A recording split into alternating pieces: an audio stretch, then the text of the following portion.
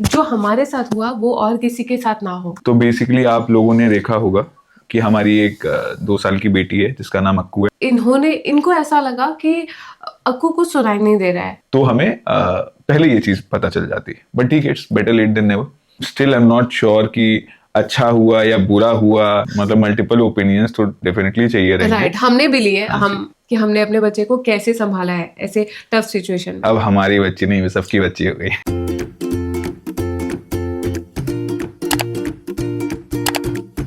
Hello everyone, और जैसे कि मैंने अप्रैल से काम स्टार्ट किया है, यूट्यूब पे वीडियोस बनाने शुरू किए थे और काफ़ी अच्छे से मैं बहुत मेहनत करी थी अपनी यूट्यूब के लिए। और मतलब अभी हमारे साथ जो चीज़ हुई है मैं उसको एक्सप्लेन नहीं कर सकती, तो मैंने अपने हस्बैंड को भी अपने साथ रखा है ताकि हम लोग आराम से आपको समझा पाएँ। और इस वीडियो का मकसद ये है ताकि जो हमारे साथ हुआ वो और किसी के साथ ना हो। नहीं, इस वीडियो का मकसद ये नहीं है कि किसी और के साथ ना हो, बट ये है कि हम इसके बारे में थोड़ी सी अवेयरनेस क्रिएट करें। अवेयरनेस के साथ साथ हमें ये भी बताना है कि मे बी थोड़ी सी कंसिस्टेंसी भी हमारी हैम्पर हो सकती है बिकॉज ऑफ दिस। तो उसके बारे में भी एक हेड्स अप है ये।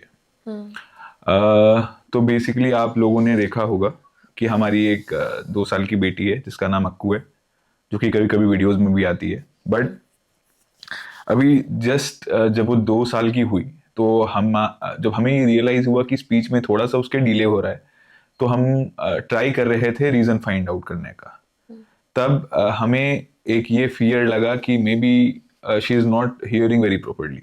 नॉट हमें, मतलब I am very thankful to my husband. इनको ऐसा लगा कि अक्कू कुछ सुनाई नहीं दे रहा है, बट एज अ मदर मुझे कभी उसके अंदर ये फॉल्ट नहीं आई। और हमने जितने भी रिलेटिव्स हमारे थे जो आते थे, हमारे साथ रहते थे फिर चले जाते थे, तो वो अक्कू को मिस करते थे, बात करते थे उससे, उसके साथ टाइम स्पेंड करते थे। उनमें से किसी को नहीं लगा कि अक्कू को सुनाई नहीं दे रहा है ना। मतलब इसने मुझे कितनी बार बोला कि मुझे ऐसा लग रहा है कि उसको आवाज़ नहीं जा रही है हमारी।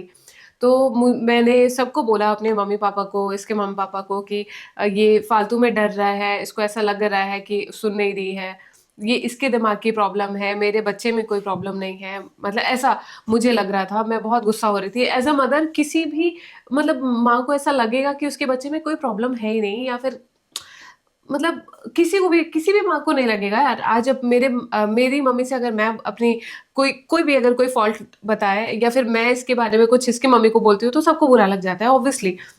तो वैसे ही मेरे साथ भी हो रहा था कि जब ये मुझे कुछ बोल रहा था कि उसको सुनाई नहीं दे रहा है, तो मुझे बहुत ज़्यादा प्रॉब्लम हो रही थी। क्योंकि क्या होता ना कि जब सब बोलते हैं, कि जितने भी हमारे सराउंड में बड़े लोग थे उन्होंने हमें बोला कि नहीं बच्चे, मतलब किसी कोई कोई बच्चा 2 साल के बाद बोलता है, 2.5 साल पे बोलता है, तुम लोग इतने क्यों परेशान हो रहे हो। वो रिस्पॉन्ड तो कर रही है, देखो बात तो कर रही है, फ़ोन पे बात कर रही है, वीडियो कॉल पे बात कर रही है, अगर उसको नहीं सुनाई देता तो कैसे बात कर रही है वो। तो मैं भी इस पे हाइपर हो जाती थी कि क्यों समझने की कोशिश नहीं कर रहा है, एक छोटे से बच्चे पे क्यों प्रेशर क्रिएट कर रहा है ये। अ, तो बेसिकली ये फियर थोड़ा सा पहले से था, बिकॉज अक्कू बिल्कुल बिगिनिंग से ही काफ़ी लाउड रही थी, मतलब रही है इनफैक्ट। बट जब भी ये चीज़ हम किसी और को एक्सप्रेस करते थे तो फिर उनका नेचुरल रिस्पॉन्स यही आता था कि सारे बच्चे लाउड होते हैं, इट इज़ नॉट समथिंग जिसके लिए आप वरी करो। बट हमें या फिर स्पेशली मुझे हमेशा से ऐसा लगता था कि उसके इतने लाउड होने पे कई बार हमें इरिटेशन या कुछ तो अजीब सा लगता था, तो उसको कैसे नहीं लग रहा है, बिकॉज उसके जो ईयर्स हैं उसके माउथ के जस्ट बगल में, हम तो फिर भी थोड़े डिस्टेंस पे हैं। तो वो फियर हमेशा से था। और ऐसा नहीं बोलूंगा कि मुझे बहुत सारे बच्चों का एक्सपीरियंस है, बट जितना भी लिमिटेड एक्सपीरियंस है उसमें से she has been the loudest. तो वो फियर हमेशा से था। एंड मोर ओवर, अभी क्या होता है ना, आफ्टर डिलीवरी एक टेस्ट होती है जिसको बेरा टेस्ट बोलते हैं या कुछ और टेस्ट बोलते हैं।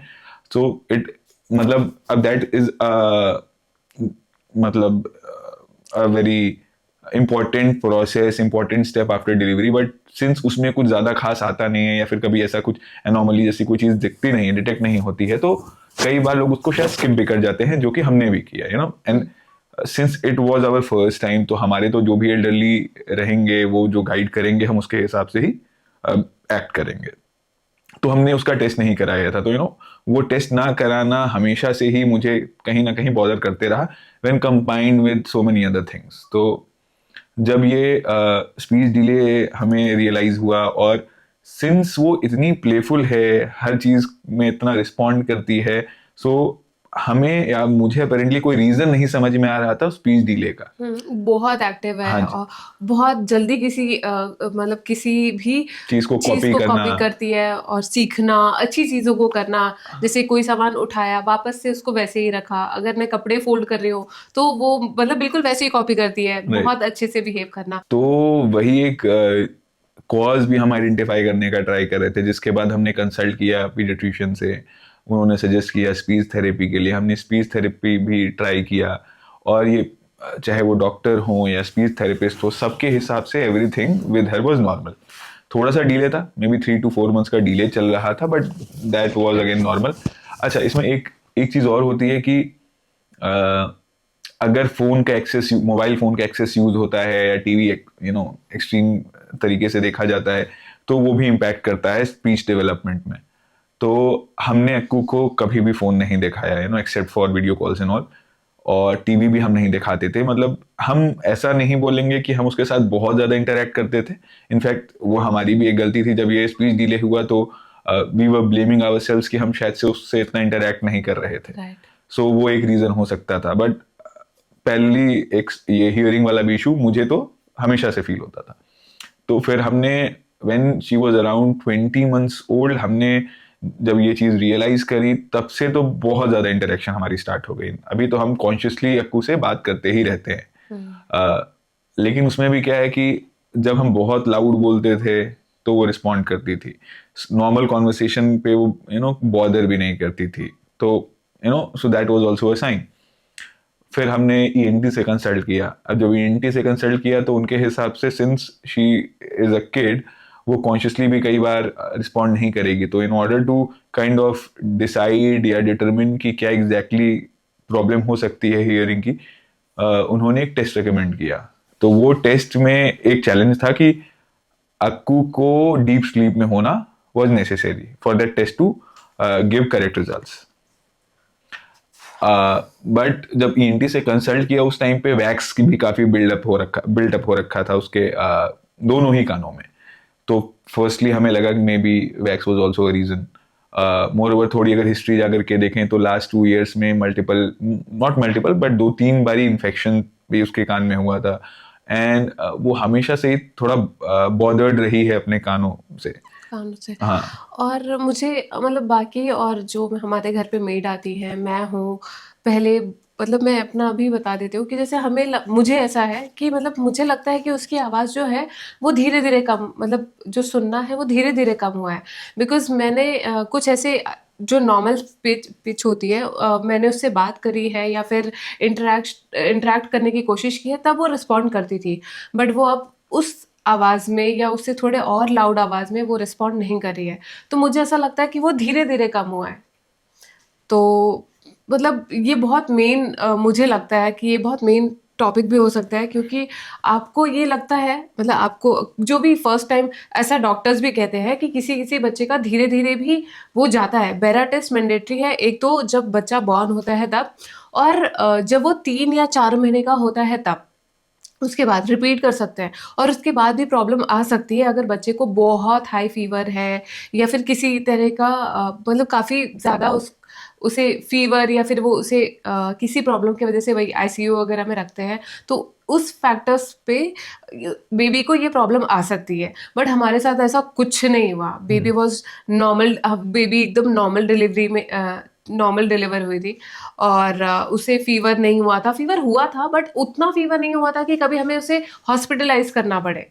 और कोल्ड हुआ था, हाँ, बट हाँ, ईयर में इन्फेक्शन हुआ था जिसकी वजह से हमने थोड़े एंटीबायोटिक जो मेडिसिन डॉक्टर्स देते हैं वो हमने दिए थे, दैट्स इट। और कोई प्रॉब्लम नहीं हुई थी अकॉर्डिंग टू डॉक्टर्स की। अगर ये प्रॉब्लम होती है तो भी हो सकता है, वो भी कुछ नहीं हुआ था।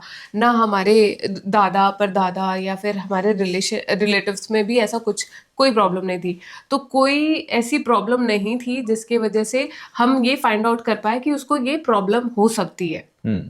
तो अ, अभी भी, हाँ, बट अभी का जो स्टेटस है वो यही है कि हमने फिर बेरा टेस्ट कराया based on the ENT's advice.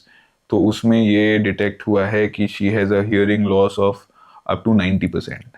ठीक है, so she is hearing between 10, 85? she is hearing between 10% and 20%. So loss 80% and above है, not exactly, मतलब we do not know exactly कितना परसेंट, but 82, मतलब 80% से तो ऊपर लॉस है. This is something we are sure of.